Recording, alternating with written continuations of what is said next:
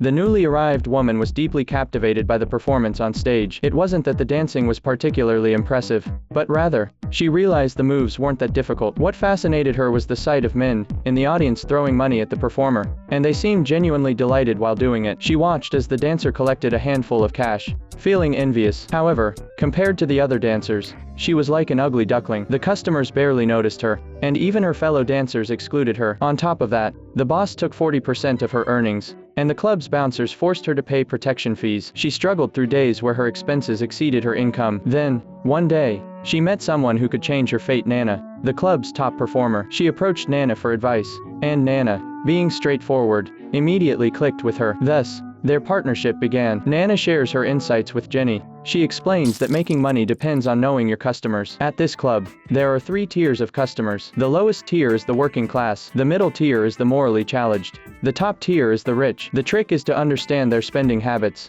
Over time, Jenny went from ugly duckling to phoenix. But just when life seemed to be looking up, something unexpected happened. It was 2008. The world was facing a major economic crisis. Business at the club was bad. Jenny got pregnant again and gave birth to a daughter. With no other choice, she went back to her old job, back to the nightclub. But the nightclub is no longer the lively place it used to be. Even the former nightclub owner has been reduced to a bartender. At her lowest point, she felt lost and helpless. Nana, who once helped her, reappears in her life.